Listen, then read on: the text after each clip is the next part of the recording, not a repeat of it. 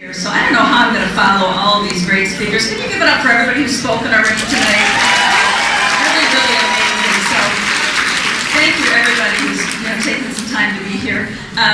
So what I've been asked to talk about tonight is how to maintain a mature business. So I've freaking now been relegated to the mature business area. Because we saw Esther, and she's all cute and young, and Nancy wants me to speak about a mature business. So the honeymoon is definitely over for me, girls, I can just tell you that. But, so I'm thinking about a mature business. I've been selling pampered chef 16 years. And for those of you who've been in the business a while, how many of you have been in the business 10 years or more? Oh, look at it. How many have been in 15 or more? All right. How many of you sometimes feel like your business is like your husband and you're getting kind of tired of the whole thing? And,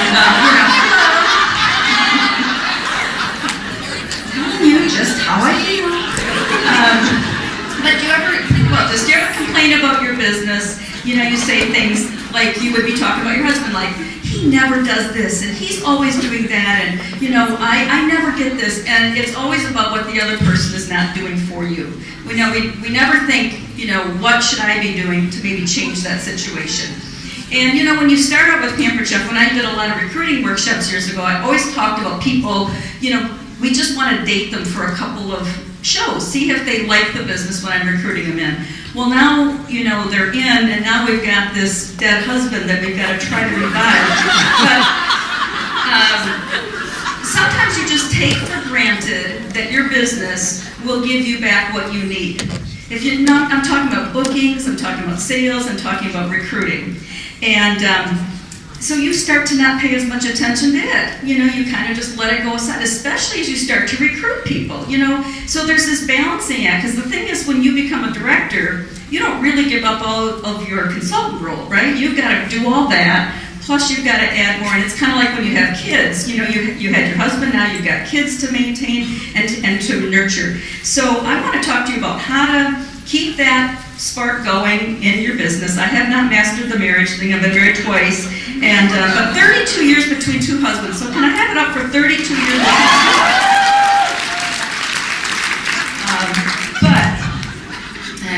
But I have mastered the personal business thing. So I want to share some tips with you on that. So just so you have some idea of what I do for a personal business, and this might not be your goal. But we had to do some stats for Nancy Joe's little workshop that I'm going to attend tomorrow.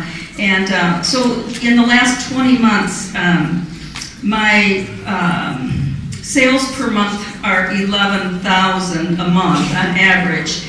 And in the last year, I did 163 shows. So that might not be your goal, but whatever your goal is, we're going to try to help you get it to maintain. So first of all, why have a strong personal business? And there's a couple of reasons, I think. First of all, with a personal business, you can maintain your director goal all by yourself, right? With this new gift we've been giving with the 5,000 sales. So there is no reason why we can't all be directors every month. There should be no reason that we're not green. If we really do the business like we're supposed to do and what we're teaching other people to do. But what I find is sometimes we slip back then and we want other people to do all the work for us, and then we complain about our downline. Well, they're not doing this and they're not doing that. And guess what, kids? Look in a mirror and you've got your answer, okay? So the other thing is,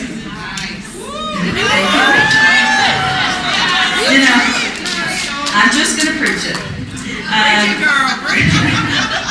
The other thing is that when you have a good, strong personal business, you have some personal pride. Because you kind of like skank around when you don't have the really good business. You're just kind of like, how it goes. But the other thing is that a strong personal business helps you also build a team, or rebuild a team if you need to build a team. So I want to teach you how to work smarter, not harder, because I certainly don't want to work. Well, I really do, because my husband is 67 years old. I want to frickin' be anywhere but home. So if you would book a party with me, please, I would come and do your party. And this is what I say at my parties. I tell everybody there, how many of you, like at the party, how many of you need to get going home right away after the party? Well, how many of you like me and you just want to be anywhere but home? We just can stay hang out, or I just tell my husband the party lasted for 4 hours. I go shopping or whatever, and then all I do is pray to God that he's in bed by the time I get home, which is what I used to do when my kids were little. You know, I used to go and go, is the babysitter, do they have him in bed? And I'd circle the block till the light went out. And now pretty much I'm looking to see, is it dark in the living room? I think he's in bed. I can go in and help him. Do you see what I mean about not doing well at the marriage thing? Can you see why I'm having trouble? But anyway.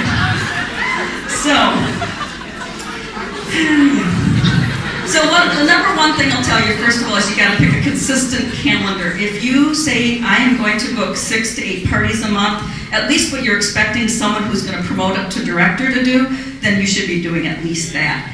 The reason that you need to be out in front of people is it keeps you connected to the business. Because how many of you had a job where you had a boss who had no idea what was really going on in the field? And then he was trying to tell you, or he or she was trying to tell you how to do your job. And he had not been doing that job for 20 or 30 years. Do the job so that you know when somebody says, I can't get bookings, you can jump right in and say, well, I was at a party last night and here's what we did. You stay relevant, because if you don't, no one will follow you. The other thing is, if you see a problem in your calendar, you must correct it right away. So many people wait until the next party. Well, guess what? Some people schedule the next parties in 3 weeks. That's not going to work, kids. You have to get on the phone and replace, especially if you've lost a party, you have to replace it. I want to tell you about a booking incentive that I offer. I love some of these that I've heard about, pick a date, pick a theme. We always try to incent our host with 3 bookings. So one of the incentives that we've been using is taking the cooler bag, the one with the drinks, that one, I don't know what it's called. What is it called? Collapsible cooler, that. And if you have the spice turnabout thing, we fill that up with spices, and on the bottom of the spices is a sticker that gives a prize. Okay, so you put the spice turnabout, you got it at your checkout, they spin the wheel of fortune, and whatever spice it lands on, they look at the bottom and they get that prize when they host their party. It's very fun and people like doing it. But say it again, take the spice turnabout, fill it up with your spices, because you want to take those for add-on sales. At checkout, if they spin it, you can put like a pen down, and whatever one it lands on, they pick it up and they win that prize. But what's key is that you tell people at the beginning of your party what some of those prizes are, like especially the bigger ones, like salad choppers or something. You could have salad choppers and bamboo spoons. But what you tell people is if the host gets 3 bookings, then she gets the cooler bag at the 3rd party. Okay, so you're taking that cooler bag and you're taking your spice turnabout. It just works, because what I try to train people is you want 3 bookings, because 1 booking will replace, 2 will grow, but 3 will give you insurance that in case one of those goes away. So doing the 3 booking, and then of course the host doesn't get the gift until the 3rd party is held, and that really gives her some power to help you keep those bookings, because she wants her cooler bag or whatever. I've also offered $50 in product. That one is also very popular. I just take a $50 bill and copy it, but you can do whatever you want. So the other thing that I want to talk to you about is that if you have good high sales, if you're selling yourself $6,000 to $8,000 a month, you can make your mortgage payment all by yourself no matter what your team does. And that's a really great place to be, rather than depending on your team to make your mortgage payment. So if you have a goal to make a certain amount of money, you make a goal for you to earn that. We can earn that in our business easily if we have a consistent schedule. Another thing I do is try to strive for a $1,000 party every time. And so a couple things that I'll just tell you about for that. First of all, if they get to $1,000 in sales, so I really coach my host to get to $1,000, but when she does, she can have anything that she wants at half price from me, unlimited. I want to explain to you how that works. Now the company's going to give her 4. I'm going to order them at 30%. There's nothing wrong with this. She's paying the 30%. I'm just donating or kicking in the other 20. Are you following me? All right, so you have this host that's at 700. Guess what? You say, if you can get 300 more in orders, now you can shop in the catalog unlimited at half price. Now it's a business cost for me, and it's a gift for her, but it's a great incentive to get her up there. And I believe that there is nothing illegal about that, Nancy Jo. That is correct. It's a little bit late now that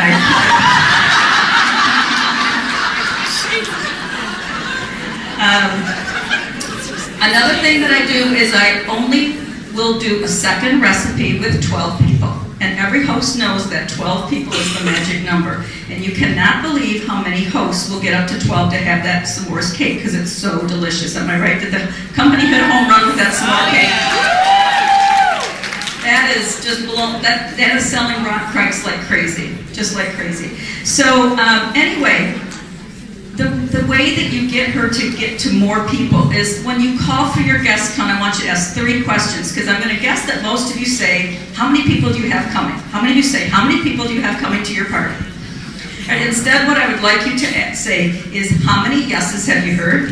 How many no's? And how many people have you not heard from? You will find out such a huge differential between how many people they've really heard from and who they have. If you have a low number, 7 or 8, you stop right there and you say, you know what, Patty, I'm just going to give you another day to make a few more calls, because if you can get up to 12, I will make that some more cake for you. It's a simple incentive, but it works. They get their 12 people, because I'll have them go from 7 to 12 to 15. Another thing that I do to increase the sales is at the party itself. Once I'm done doing the cooking, I've added up the sales. When I talked to her about trying to get her party up to 1,000, what I used to do is just tell her, you go get some outside orders now. Here, get a few more, get some more orders. But you know what half of them did is just sit there after, they didn't know what to do. So now instead, we sit and we make a list of who did not come, who's got a catalog, who do they think will order, and you literally write names. So now you've got a list of 5 to 8 names, and you can say, you know what, with this many people, you will get, I'm sure, another 300 in orders. You have to make it easy. My whole mantra is make it easy for the host to be successful. It's our job to help her and not just take what comes, which is what we do a lot. Because, we do all the hard work of getting the booking, sending the packet, getting out, leaving the husband behind, that's not hard, go to the show, and then you kind of fiddle around and you don't make it the best it can be. I want to make every party the best it can be. So the other thing that I will tell you is that you should work at your parties. I don't do any booking outside of the party for the most part. If you have a good, strong business and you get into this habit of booking all of your future business right there at the party, never, never, never does a customer say to me, well, I think I'll do a party in December. Will you call me? You answer back, you know what? Well, this is how I do it. I will put you down for a tentative date in December, and I'll call you in November. Still, there are people out there that will not be assertive and do that, and they will get into that. Okay, I'll call in December. You don't have anything but a hollow promise. If you get them on the date for a tentative date, then guess who has to call you if they don't like it? They have to call you. You stay in the driver's seat. Don't let them get in the driver's seat, because that's what customers will do. You want to stay in the driver's seat. This is your business and you're driving it. So you be the one. And people are attracted to a positive, successful person. So you be that. So the great thing is, while you have a good, strong show schedule, well, then what happens is recruiting is a snap, because you've got the people. And the key is you've got the bookings on your calendar, so you never fear that when you recruit somebody, it's going to take away your business. Because when you get into that desperate mode, and I know we've all been there, we've been desperate, we would give our right arm for a booking. Who wants to join your business when you are begging for bookings? If you have that coming out of your mouth, no one wants to join your team because they don't think you're successful. So you got to get your schedule up to where it should be, and that means you need to do a booking blitz yourself. You need to get on the phone. One of the things we did this month was we called September our Host and Guest Appreciation Month. Our teams got on the phone and they're calling everybody, hey, it's Marna with the Pampered Chef. I'm calling all of my customers because September is our Host and Guest Appreciation Month, and that means we're offering a free blank to everybody who hosts with us in September. Always lead with free, and I think that came from somebody, whether it was Nancy or somebody, always said, lead with free. Don't say you can get 30% off, you can get this. Never talk about what they'll spend. Give them something free to book. Give them something out of your stock, give them a promise, whatever you have to do. But give them something to book. So now you've got a full calendar, you don't have to worry about recruiting. People are drawn to a positive, successful person, because you know how it is. If you need bookings, they can smell it. People can smell that fear. And you go out, I mean, you go, I don't know, do I stink? What is up? But you are giving off this vibe that you are desperate. So make yourself, get a full calendar and do it this month. Get in on September, get on the phone as soon as you get out of this and make some calls and get some people booked on your calendar. So I want to just talk to you just 1 second about recruiting. So far in September, I've recruited 6. Wow. And, but I will tell you, I was in a little bit of a recruiting slump because I would do that before, but I hadn't done it in quite a few months. So I changed up my recruiting because, again, it's like you get into that rut and you keep doing the same thing and it's not working, but you don't know what else to do. So, you know the beautiful pink and black bag we got, or if you're a gentleman, you got the black bag. How many of you got that bag? All right, so I want you to take that bag and I want you to put all the products that come in the $99 kit in that bag. The small round stone, the manual food processor, everything's in that bag. Okay, because most of us in the room will have all those products. We've got multiples of them. They're under our bed. They're in the. I have them in the car. If I kill a deer on the ride home from a party, I can cook it up on the side of the road. I have everything I need in the back of the car. That's another line I use at my show. So, but I want you to gather up all the products that come in that starter kit, and at the beginning of your show, you plop this beautiful bag out there. Because, you know, all I can say is thank you 31, because this bag is free when you spend $99. That's a $40 bag at least when you talk about 31. So, thank you 31. Thank you, Amy Dear. Goodbye. We're here. We're talking about Amy. Sorry. But anyway, should we not even record this? Why does this happen every time I talk? Why do we always have to erase the tape like Watergate? But anyway, you take this bag, and at the beginning of your party, you talk about everything that comes in that bag, and that the bag costs $99, and everything inside it is free. You get a brown stone, you get a manual food processor, you get a simple slicer, or you could say, pull out the first 3 things, the manual, the simple, the citrus press, those are $98. Everything else is free. You have got to get somebody to create some desire for that. That's why the company priced it, in my opinion, at $99, because people can afford it, and it's attractive, and they want it. Pardon? $99. So you take it out at the show. Take it at the show, and after I've done my introductions, I talk to them about the best deal we've come up with in a long time, and it's this fabulous bag. I have people that want to buy the bag because I create so much desire for the bag, and then whatever's in it, they're going, oh, what else are getting there? I don't know. But anyway, because I'm going to play 31's game. They want the bag, they can have the bag. It's $99, and you get a whole bunch of product for free. Yay! So anyway,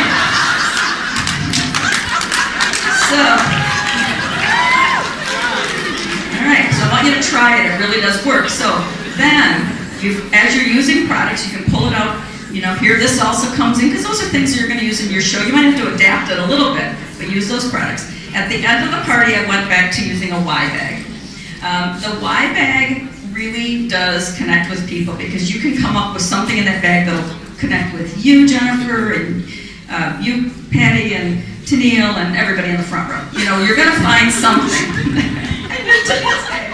But a really effective way to do it is if you can, you've got to save 10 minutes to do your recruiting talk at least. Do not skip it, even if you think that you've gone too long. You have to do your recruiting bit at the end, because you're never going to get anywhere if you don't, and you've got to be consistent. So I have them pull something out of the bag, and then I ask them if they can figure out why I have it in there, or then I'll tell them. And the way you position is you don't say, well, you say, you know, how many of you work full-time? Well, I put in there a picture of my grandson because it reminds me to tell you that if you work full-time and have kids, you could do Pampered Chef just on Wednesday nights like I did. You could do it twice a week. You could work around that schedule. I put a little, you know, Tonka car in there, but you've seen the Y bag before, but it's just how you do it. Because the way I start off with that is I say, you've seen the bag. Now I want to tell you why you should get that bag, why you should give Pampered Chef a try, because I've sold them the bag. Now I've got to tell them the business end of it.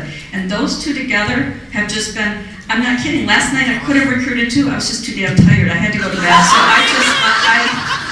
I had two ladies that wanted the bag, but I said, I'll call you when I get back from this conference. I gotta get home and pack some clothes. So anyway, try it and see what you think. And in this business, it's all about quantity. In the beginning especially when you recruit. Quantity, not quality. The quality will come out at the end. So anyway, I want to thank you all so much. I'm going to tell my husband this retreat lasted 1 week. I'll be home